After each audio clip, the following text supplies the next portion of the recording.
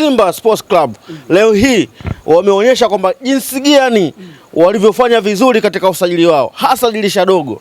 Kwa maana unaona kabisa kwamba viongozi walikaa, wakatulia, wakasema wapi kuna mapungufu, wapi turekebishe. Na waliposema tuingie sokoni kutafuta wachezaji, ndio hii leo wanavuna kile walichokipanda kizuri.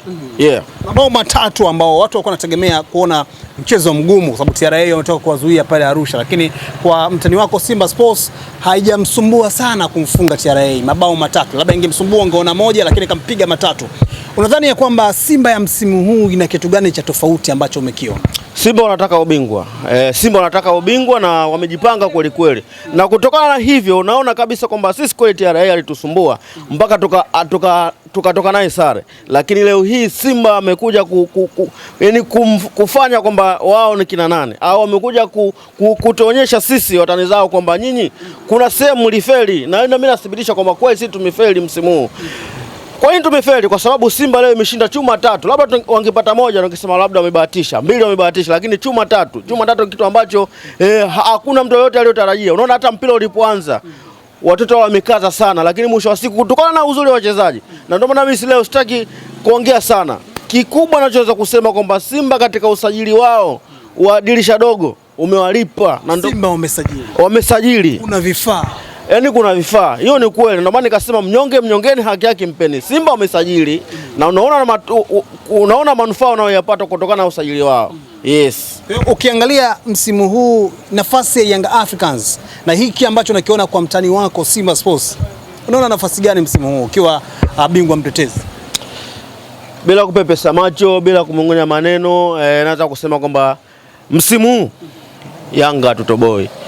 Mwananchi. Msimu huu Yanga hatutoboi, yani hatuna chetu, kwa sababu unaona kabisa Simba alivyojipanga, jinsi anavyocheza mpira, jinsi anavyopata matokeo, na jinsi sisi tunavyo struggle katika kupata matokeo na timu ndogo. Labda useme timu kubwa kwamba labda kwamba hawa kubwa wenzetu, lakini mpaka timu ndogo, hebu niambie sare ngapi tumetoa? Na nakwambia hizi sare za mfululizo mwisho wa siku tutakuja kupigwa. Sasa tukipigwa ndo basi naona kabisa kwamba migogoro inaanza, na ikishaanza migogoro mpira wa Tanzania unaojua kabisa. Na ndio maana nikasema kwamba kila nikitazama msimu huu atutoboe. Yaani kutetea tena taji letu la NBC Premier League, hiyo ni ndoto. Mimi nasema wazi kwa sababu na kwa nini nasema hivyo? Naangalia kikosi changu. Jinsi kwanza, hebu angalia, wanatengeneza nafasi nyingi, timu inacheza, tumia nafasi, mtu anapaisha, mtu anapiga nje. Yaani utoto mwingi ndani ya Yanga sasa hivi. Na ndio maana mimi naumia. Mpaka nakuja kutamka maneno, yaani nina uchungu. Kwa maana hata wachezaji wenyewe wakiona kwamba hiki ninachokisema wabadilike, tunachotaka sisi matokeo, tutetee taji letu. Lakini kila ninavyotazama sioni kama kuna njia ya sisi msimu kutetea taji letu. Unadhani kitu gani ambacho kinaikumba kikosi cha Yanga kwa sasa hivi, na mpaka mashabiki wa Yanga hamna imani tena na timu yenu kwa namna ambavyo mnaiona ikicheza? Yaani wachezaji wajitumi, wachezaji wanacheza kana kwamba haona fitness match. Kwa sababu unaona kabisa fitness yani hawana wachezaji wa Yanga. Nikwambia kitu. Hebu angalia leo mpira jinsi walivyocheza watani zetu.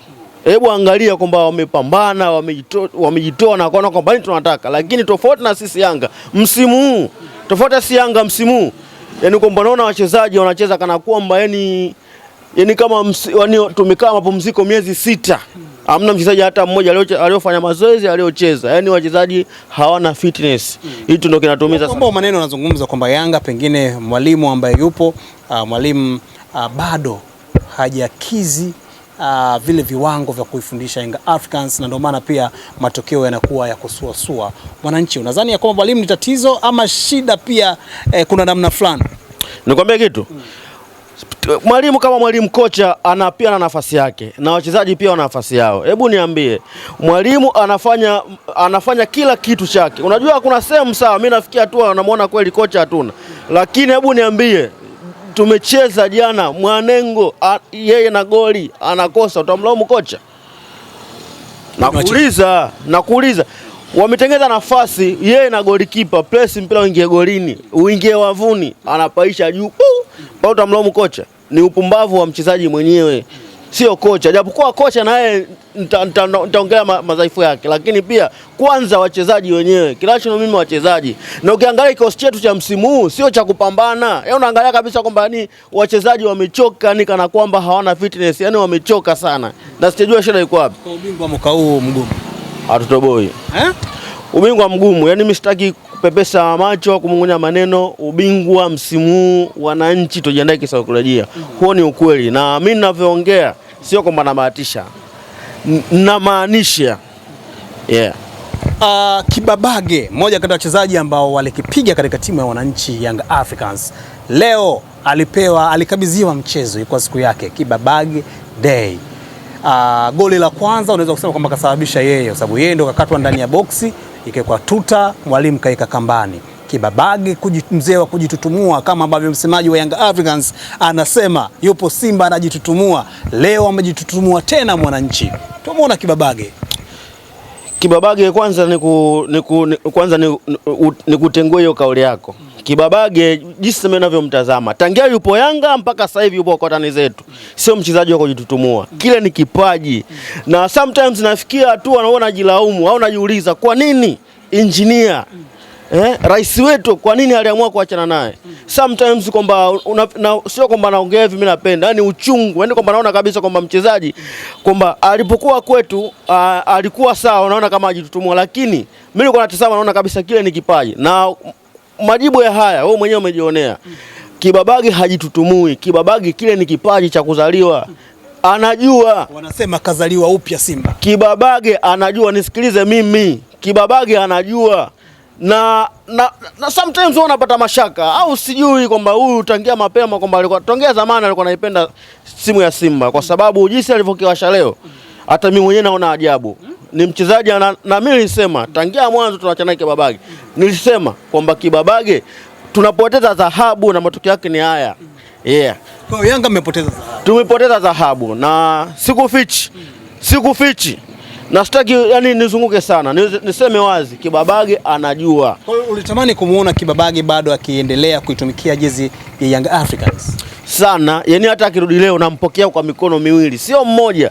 Nampokea kwa mikono miwili. Yani njoo fanye kazi. Hebu niambie, sasa hivi kuna tunaye pale Israeli Mwenda. Hebu angalia, baada timu inashambulia, anapewa pasi, wao ndo wategemewa upombavu ya kulia. Piga cross, mwisho wa siku unarudisha mpira nyuma. Yaani hakuna pasi Israeli Mwenda ambaye anaweza akapeleka mbele. Lazima arejeshe nyuma. Yaani wewe angalia mechi zote za Yanga. Sasa timu inashambulia. Labda mna process mpira, labda mnapumzisha timu kwamba mnacheza kwa pasi nyingi, lakini unaona timu haijapata matokeo au timu haijapata goli la kuongoza, unakuta kila pasi akipewa anarudisha nyuma. Sasa hebu niambie leo, goli la kwanza la Simba limesababishwa nani? Si Kibabage? Kapigwa ndani ya boksi. Na ile ni penalty clear, wala haina mashaka. Yote ni juhudi za nani? Za Kibabage. Sasa sio kwetu nani? Hebu niambie nani? Na ndio maana narudia tena kusema kwamba sisi sasa hivi Yanga, wachezaji waliobaki kuichezea Yanga ni 3 tu. Wengine wote takataka. Kwa wachezaji wazuri mmeondoa, wamebakia magalasa tu. Magalasa tupu. Mimi yani sikiliza nikwambie, mimi siongee unafiki siku zote. Mimi naongea kitu ambacho kimenyooka. Unajua sometimes kwamba naongea kwa uchungu, kwa sababu mimi nataka timu yangu ifanye vizuri. Mwisho wa siku atupate matokeo mazuri. Nini kinatokea? Leo mtani ameshinda. Mimi sura yangu naiweka wapi? Hii yote kwamba kiasi gani naumiza, na light kama wangejua viongozi kwamba mpira sisi tunaumia huku mtaani, basi wasingekuwa wanakurupuka katika kufanya usajili. Na nikwambie kitu kimoja, hebu angalia sajili zilizofanywa dirisha dogo msimu huu. Mchezaji gani sisi Yanga ambaye anakuja aliyotusaidia, yani kwamba huyu anaweza kaamua matokeo, huyu anaweza kaamua mechi ngumu? Nani? Ni wale kina Mzingeli, kina Pakome, au unaona kabisa kwamba wachezaji tangia misimu miwili nyuma ndio wanasaidia timu, lakini dirisha dogo, dirisha kubwa, wote msimu huu viongozi wamefeli sana, wamefeli sana. Na siwezi kulaumu sana kwa sababu binadamu. Na ndio maana napokuja kudiriki kusema kwamba wajitahidi, wajipange kwamba waone kabisa kwamba taji la msimu huu kulitetea limekuwa vigumu, kwa sababu uchawi pekee ni dakika 90 na uwanja. Utafanya mambo mengine yote, lakini uchawi uliobaki katika mpira au sayansi ya mpira ni dakika 90, kwamba timu icheze dakika 90 ipate matokeo. Lakini sasa hivi kikosi cha Yanga sio cha kupambana dakika 90 ukapata matokeo. pressure tupu. Sasa hapa tunacheza timu ndogo, je, ukicheza timu kubwa itakuwaje? Mtihani. Diarra sio mtu wa kupewa hata ukapteni ndani ya timu, kwa sababu siku akipewa tu kile kitambaa cha ukapteni basi atakuja kukosti timu nzima. Kwa sababu gani? Ukiangalia hata tukio la jana, wewe unafikiri kwamba ile ilikuwa haki yake kufanya alichofanya kwa refa?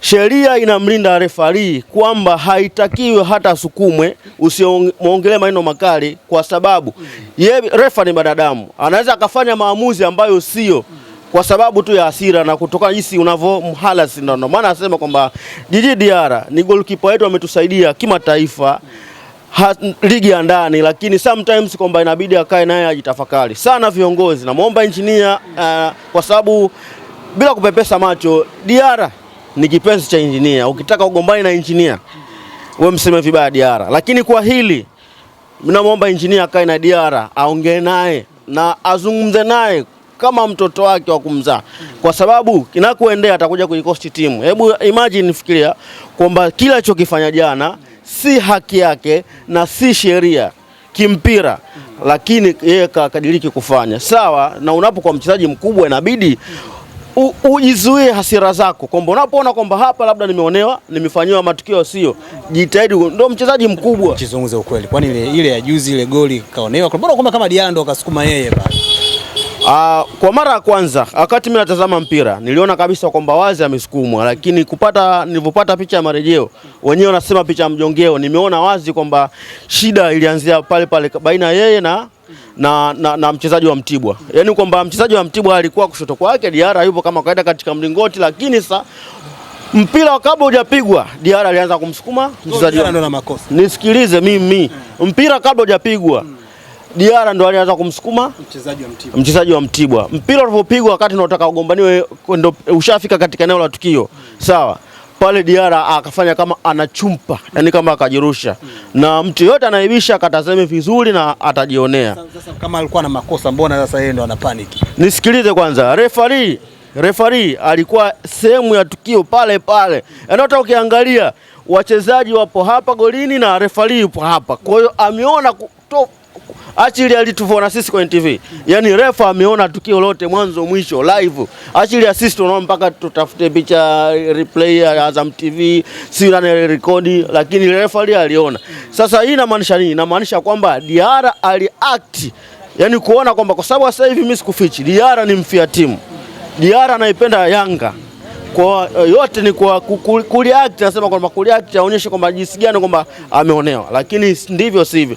Na nikwambie kitu, unajua watu wengi wanalaumu sana kwamba lile haikustadi kwa goli, Diarra alisukumwa, sawa. Tumetengeneza nafasi ngapi hatujashinda? Tungeshinda ni goli 3 goli 4, alafu uone wale wapate goli 1. Wanasema Diarra mtovu wa nidhamu. Sikiliza kwanza, tumetengeneza nafasi nyingi hatujashinda. Ile nafasi ya kurudisha goli dakika ya jioni ndo umeleta leo. Nikwambie kitu, kwa mfano kama tungeshinda hata hiyo goli 1, hayo maneno mengine yote usingesikia. Nini inaibuka mijadala mingi kwamba Diarra anatovu nidhamu, Diarra sijui goli, mijadala mingi. Kwa sababu gani? Timu haifanyi vizuri. Kwa sababu aondoke Yanga Diarra. Hawezi kutafuta sababu kuondoka Yanga. Ila kitu ambacho naweza kusema pia ni washauri viongozi, nitumie fursa hii kwamba Diarra ametumikia miaka mingi Yanga. Sasa hivi utovu wa nidhamu naona haupo vizuri kwake. Ikiwezekana na viongozi ikiwapendeza, msimu huu watafute mbadala wake na ule tumuuze kama tulivyomuuza Fiston Mayele na wachezaji wengine. Wanasema tukawatukana hadi waandishi. Inawezekana.